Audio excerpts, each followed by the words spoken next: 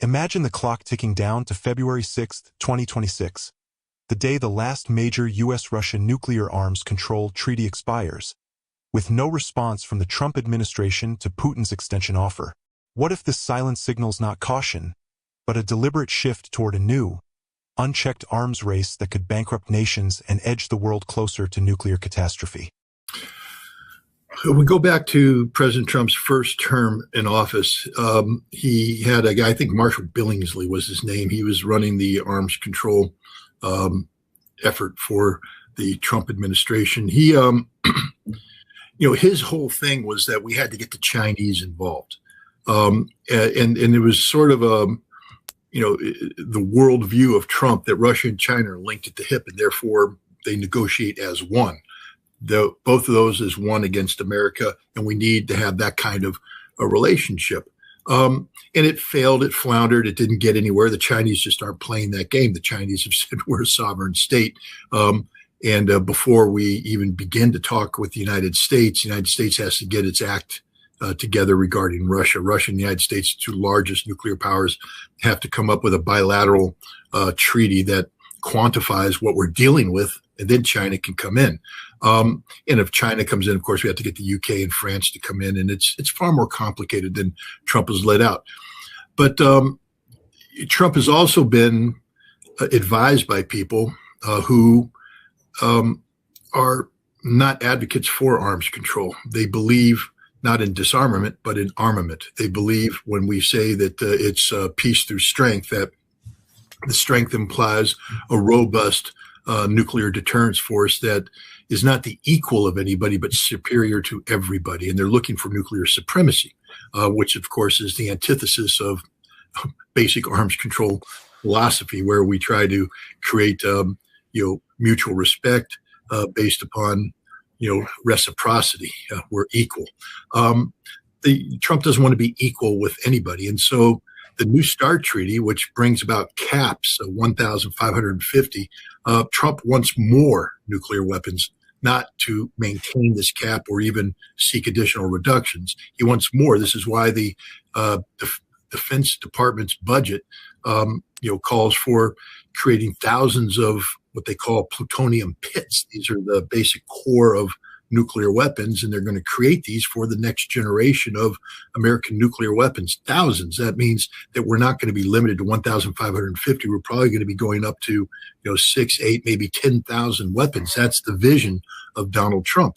And so the New START Treaty is incompatible to him and incompatible to the people that advise him. The Russians have also linked conditions to, continuing the New START caps. One of those conditions is there will be no Golden Dome. If the United States seeks to build a missile defense shield whose purpose is ostensibly to, eliminate the effectiveness of Russia's nuclear deterrence, Russia's not going to sit by and let that happen. And you can't have arms control at a time when one nation is trying to build a missile defense shield designed to obviate your deterrence capabilities.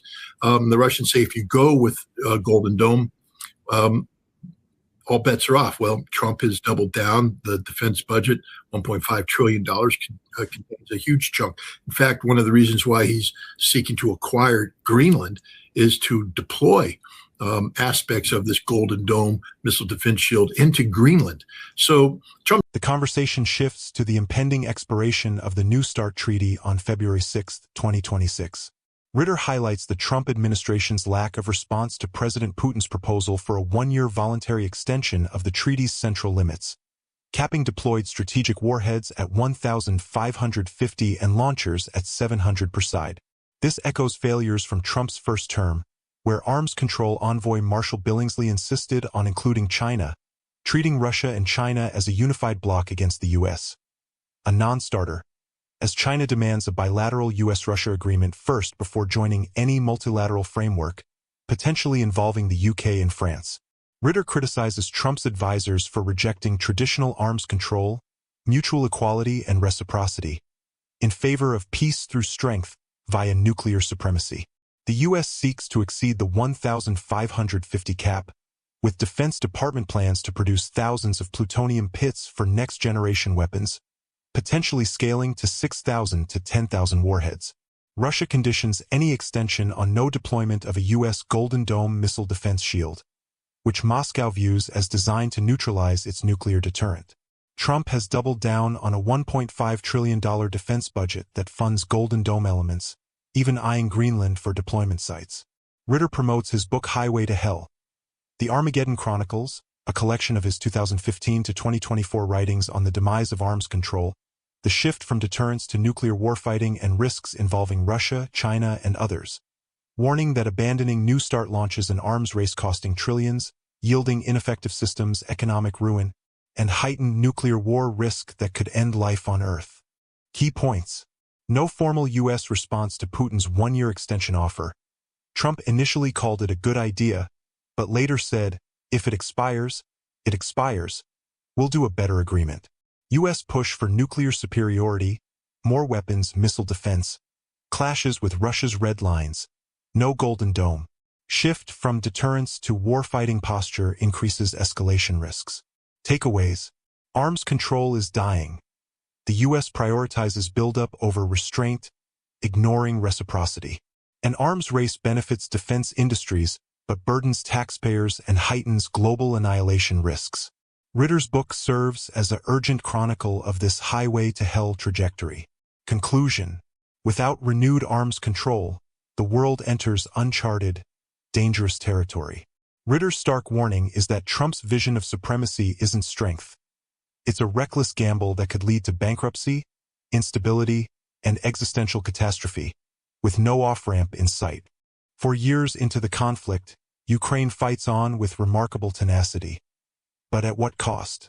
As Russian forces grind forward and energy blackouts plunge cities into winter darkness, is Ukraine truly nearing an irreversible breaking point, where societal collapse seals military defeat? And so as long as Ukraine is willing to throw bodies into the meat grinder will continue to function. The Russians are making progress. They are making, slow but steady progress across the entire front. They're chewing up the Ukrainians, spitting them out, and continuing to advance. And nothing can stop this. The Russians have said they'd prefer, that the Ukrainians accept reality and just get out of the Donbass right now and save 100,000 lives. But if the Ukrainians want to continue to fight, if Europe wants to continue to sustain this, Russia will push forward and Russia will win. There's nothing NATO can do to stop Russia. There's nothing the United States can do to stop Russia. There's nothing Ukraine can do. But putting a date on this, it's tough because how do you predict when a nation fails? Because, that's what's going to happen. Now we're seeing indications of imminent failure. Right now, the energy war that Putin is waging against Ukraine is devastating to Ukrainian society. Entire cities that have been without power, people freezing, no water, no electricity.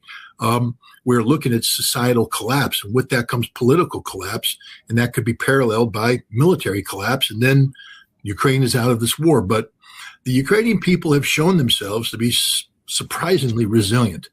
And as I mentioned once before, the Russian military has never, ever denigrated the fighting capacity of the Ukrainians. They've always spoken very highly of them because, as the Russians say, they're the same as we are.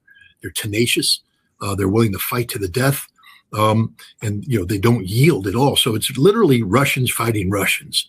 We know the Russians are tough son of a guns, and Ukrainians are too. So I'm not going to sit here and say, oh, they're going to collapse this week, or collapse in the spring, or collapse in the summer. What I'm going to say is they're going to collapse.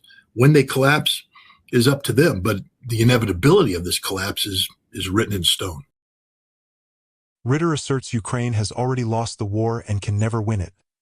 Only prolong the inevitable through massive manpower sacrifices in a hopeless meat grinder, enabled by Zelensky's leadership, European support, and U.S. backing. Russian advances remain slow but steady across the front, steadily eroding Ukrainian positions while inflicting heavy losses.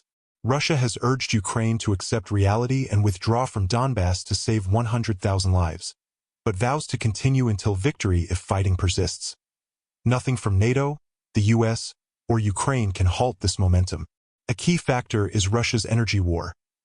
Intensified strikes on infrastructure leave entire cities without power, water, or heat in freezing conditions, accelerating societal collapse. no electricity/water, freezing populations, political instability, and eventual military breakdown. Ritter praises Ukrainian resilience. They're the same as Russians. Tenacious, willing to fight to the death, but stresses this only delays the end. Collapse is inevitable, written in stone. Though timing depends on Ukrainian endurance, no firm predictions like this week or summer, but signs of imminent failure are mounting. He sharply critiques General Petraeus' analysis, clip shown Ukrainian naval/drone successes, sinking 35% of Black Sea Fleet, damaging billions in aircraft, are tactical and superficial. Ritter draws from a personal Marine Corps wargame analogy. Special ops disruptions behind lines ultimately hurt one's own side by provoking fiercer retaliation. Ukrainian actions trigger overwhelming Russian responses, e.g., recent Zircon/Caliber strikes devastating energy grids. Petraeus is ignorant and detached from reality, ignoring the human cost to Ukrainians. His view is superficial, like smoking dope. Feels good but achieves nothing. Key points. Ukraine lost irreversibly. Ongoing fight sacrifices, genetic future, manpower, for no victory. Russian progress steady. Energy attacks cause widespread societal/military collapse. Ukrainians resilient, Russians fighting Russians. But collapse inevitable. Petraeus' praise of Ukrainian ops ignores disproportionate Russian retaliation and overall harm. Takeaways. Tactical Ukrainian wins provoke strategic Russian devastation, worsening civilian suffering. Resilience buys time, not reversal. Energy warfare targets society itself.